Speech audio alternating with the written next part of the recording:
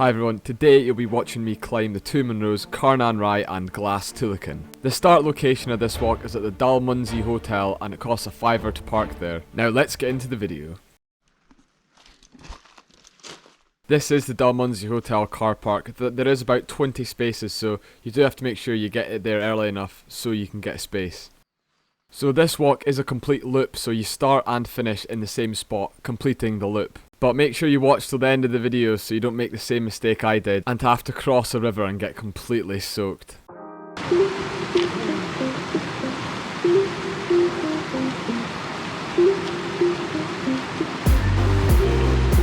Yeah, I was just thinking in my head, no thanks.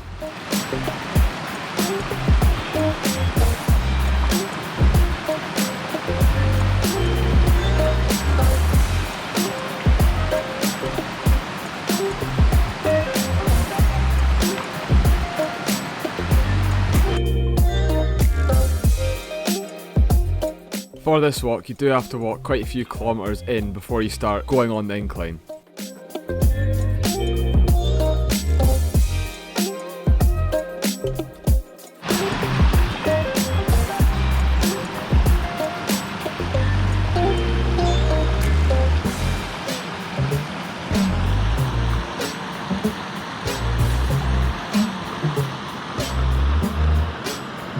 There's only a few rivers you have to cross on your way in, but I don't think there'd be too much difficulty unless there had been a lot of rainfall the previous nights.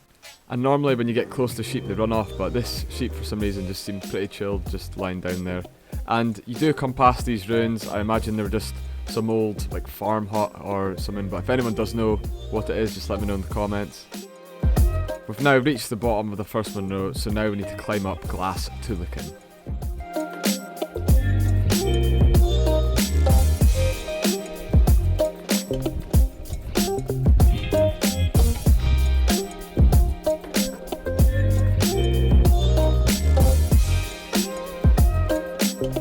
We did have an overcast day, so when we were low enough we were able to see quite a lot of the views, but when we did get a little bit higher it was more difficult to see the views.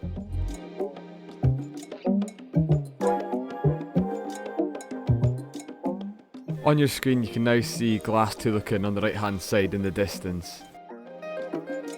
But as I said earlier, when we got to the top of the Munro we couldn't see a thing, and you can really see how you can't see much further than 10 metres in the distance.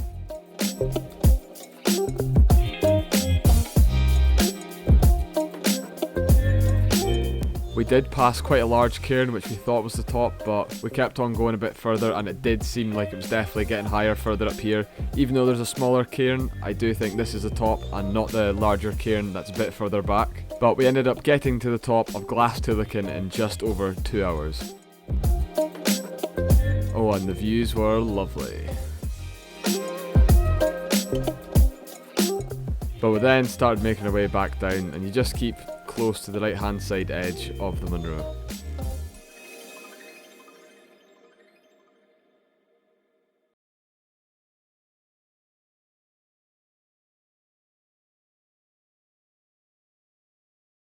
But as we came down a couple hundred metres we were able to start seeing below the clouds, and we were seeing some more of the scenery.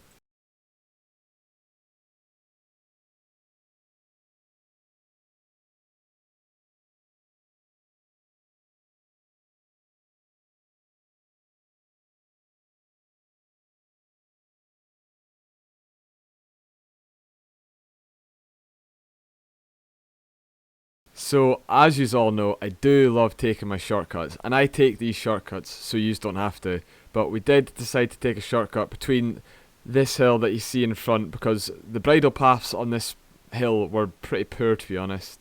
So quite a lot of the time it said there's a bridle path on the map, but there was literally none, so we did decide to take a shortcut, and I do think it probably reduced the time by like 15-20 minutes, so it's totally up to you if you want to do that, but I feel like it is a bit more taxing on your body. So on the map it says there is a bridle path that curves round like a horseshoe just now, but there honestly really isn't. So if I were you, I would just, when you're coming down from Glas Tulaichean, just turn off to your left and just go down the hill quite sharp, because it will cut off some time. I can't believe this says there's a bridle path here. So the red dot is currently where we are right now, and I've drawn a white line across to show where you should cut across.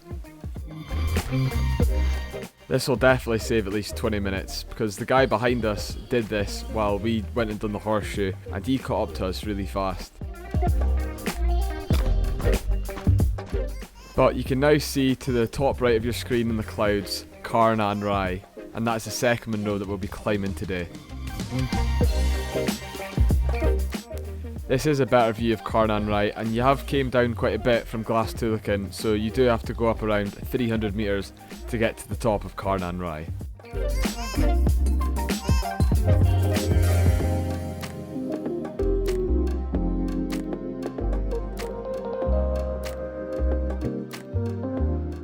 You can now see Glas Tulaichean again in the distance.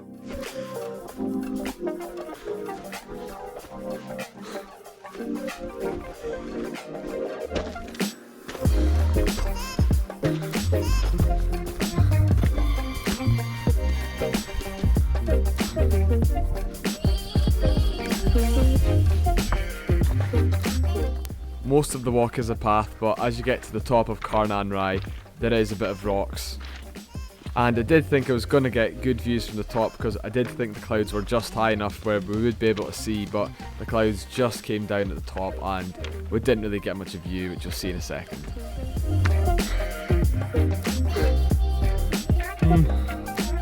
And that noise was me thinking if we were going to get views at the top. And I got my answer pretty quickly.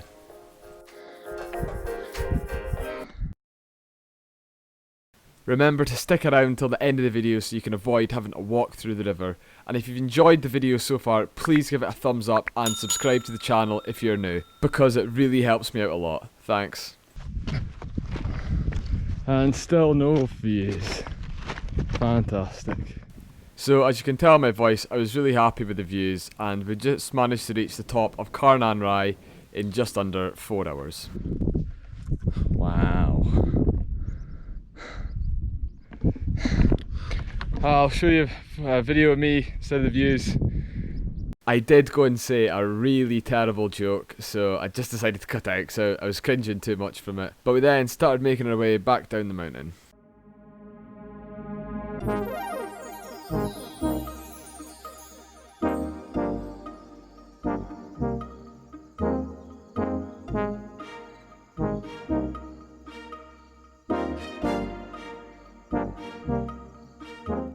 I don't know if anyone else finds it really annoying when you're walking like on a path just at an angle for ages, and it's just like one side of your ankle just keeps on hurting like loads and loads and loads. I'm sure I can't be the only one that just finds that just so annoying. So we are now at the start of our shortcut where we're cutting across the mountain instead of going up beside the loch. We did get our best views of the day on the way back to the car park as well, just down on the path through the valley.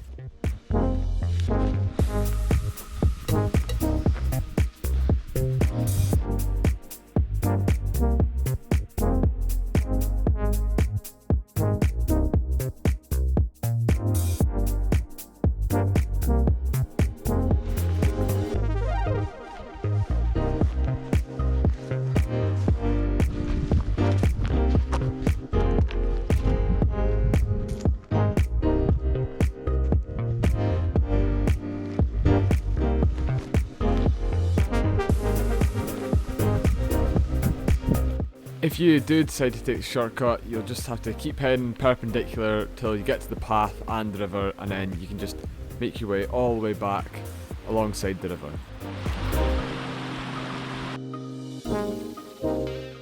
It does still take quite a while to get back. I'm sure it took us around 2 hours to do this long slog back to the car park. I will then tell you about the river crossing after these little clips on the way back.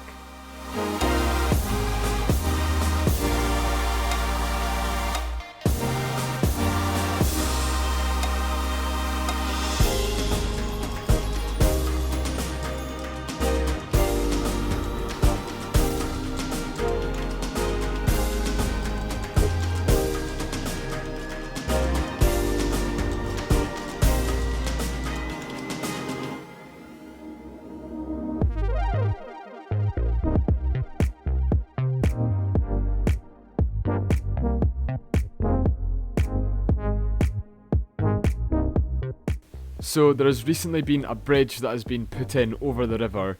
The View Ranger route that I was following was made before the bridge was put in, so it was telling us to cut over the river next to the hotel. But as you can see on the screen just now, just before that point there's a bridge that you need to cross. Make sure you cross it or it'll turn out just like what you'll see in a second.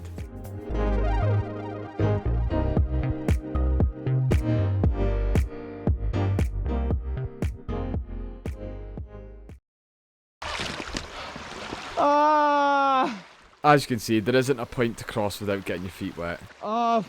Pulled my groin. I it.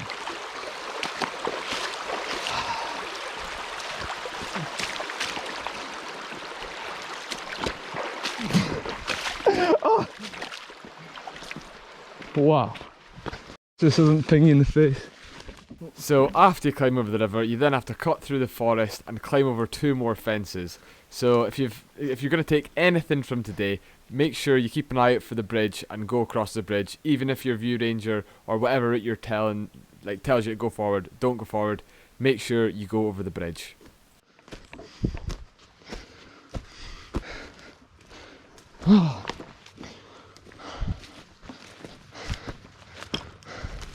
Yes!